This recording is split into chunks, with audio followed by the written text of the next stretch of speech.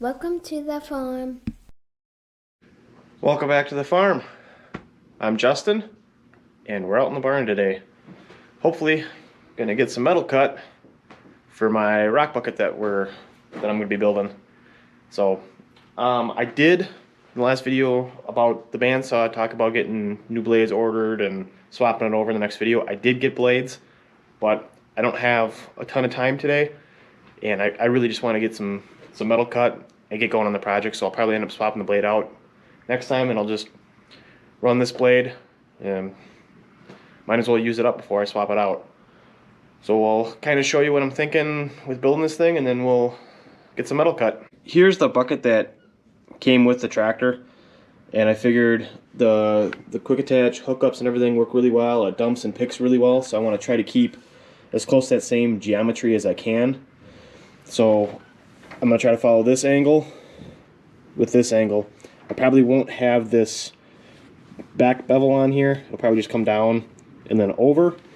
But this is kind of what I'm basing the size of my rock bucket on. So I don't know how well you guys can see this, but the saw is only designed to go up to 50-degree angle. And to match the angle on my bucket, I want to do basically, I think it's like a 55-degree angle. What I ended up doing was I just kind of kept adding to the angle until I got it close, and I just kind of made a mark on my saw so I can reduplicate it. That's what this black mark is here. The problem I ran into, and the reason this clamp is on here and this steel, is this guide here, or the stop, is at such an extreme angle that when the clamp here slides up and tightens down, it was actually taking a piece of metal and twisting it so it wasn't tight up against the stop, and I wasn't getting my angle. So I took some leftover steel from another project I was doing. I don't even remember what project that was for, but I had it. And I ended up clamping it in here so I had a nice solid surface on the backside here for this clamp to mate up against. And then I was able to hold in really well and really snug, and I'm able to cut at a greater angle than the saw was designed for. At some point, I may actually cut this back here somewhere and actually drill holes and make this so I can bolt this in and make it more of a permanent fixture. But for now, I'm gonna run it like it is because it seemed to work. So I'm gonna go take a measurement on the bucket, and then we'll put a piece of steel in here and make our first cut on the project. So this is just gonna be a very rough measurement because I'm on a uneven dirt floor. My bucket's probably not square to the floor, you know, whatever. But we're just gonna get it close. So I'm looking at, I'd say roughly 20, it says about 24. I'm actually probably closer to there. I'm probably close to 22 by the time I get this bucket because it's almost an inch and a half off the ground. So I'm gonna call it 22. So here's a unforeseen development. With that thinner stock I was testing, this setup here worked really well.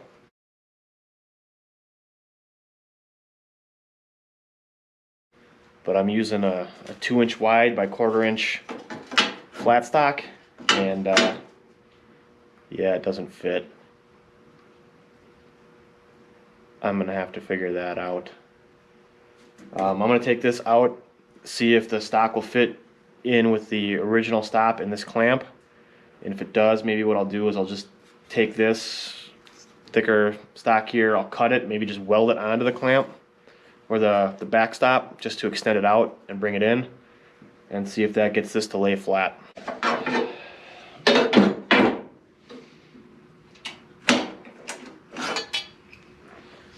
All right.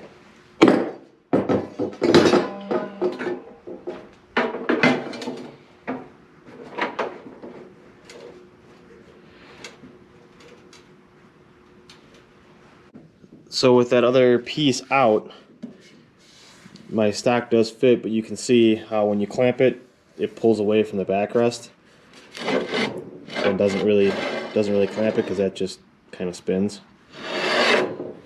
And I did try tightening this down at an angle, and it still just kind of pulled this away. So I think what I'm going to have to do is take this off and get this here extended out. Well, I found this leftover piece of angle. I got strapped in here. I'm gonna cut this side square and then hopefully cut this at about 6 inches to weld onto this angle back here, if you can see it. And then just extend that 6 inches out. And then when I swing it over, this clamp will still hit solid material, hopefully.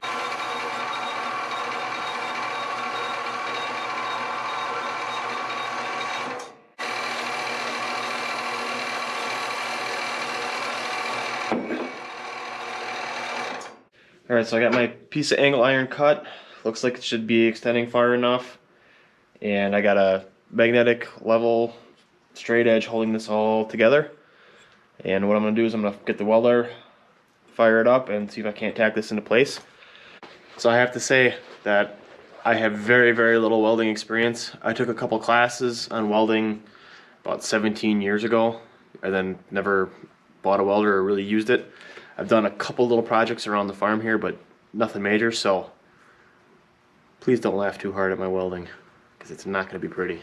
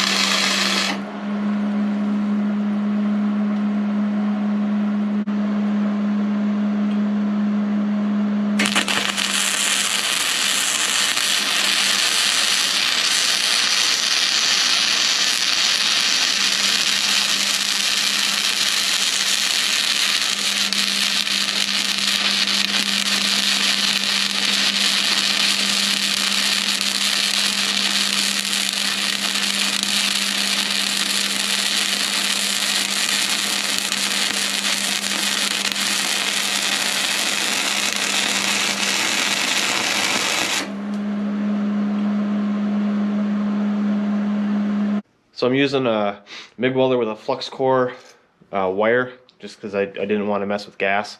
I'm guessing gas would be a lot quicker and easier for you guys who do a lot of welding. Let me know, is it worth the hassle of having the gas? But I decided just to weld it right up here on the saw, just because it was easy and clamped in. So let's get this weld cleaned up and see what we got. So here's what I got for a weld. Not the best, not the straightest, but again, still trying to learn. The flux core seems to be a whole different animal than just like a normal MIG with gas. So I think there's a whole new learning curve with that, but hoping that doing this project with all the weld I'm going to be doing, I'll get a lot better at it. But for what this needs to do, I think it's going to hold just fine. All it's got to do is clamp some metal together. So at some point, I'll probably clean this up and give it some paint and make it look a little bit better. But for now, I just want to cut something and get going on this project.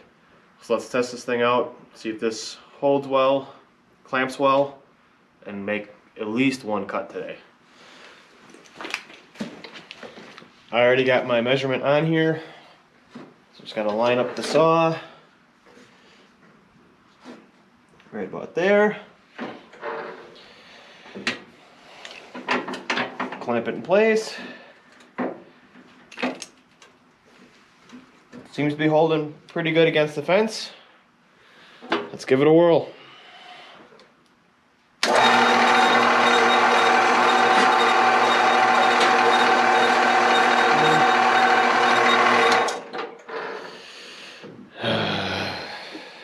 So we hit one more snag with getting this to cut outside of its rated abilities, I guess you want to say. Hitting the guide here. But looking at it, I think if I take the guide off, I'll have enough room between here to get that to cut. We're going to give it a shot. What's the worst that's going to happen is it's not going to work, and I got to figure out something else. So I'm going to take that guide off, and then we'll give it a shot. So with the guide off, it looks like it's going to clear and hopefully cut enough. I don't know. We're going to give it a shot and see what happens.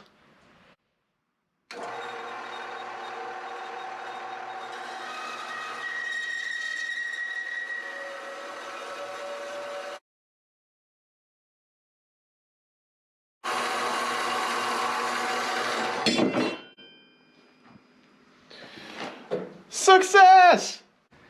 It cut that way. First piece in the project. Finally getting started on it. I'm guessing this, by not having the shield here, it's probably not good for these rollers. I'm guessing that helps keep the metal shavings from shooting into these rollers. I don't know if that's going to be a big issue if I keep running it that way for this project or not. Let me know what you guys think. I don't want to destroy my new saw, but I kind of bought it just to do this. So, I don't know. I guess we'll see. But project's finally started. Unfortunately, that's all I got time for today. But we got a piece. Hopefully next time I'm out in the barn, we can get a bunch of these cut and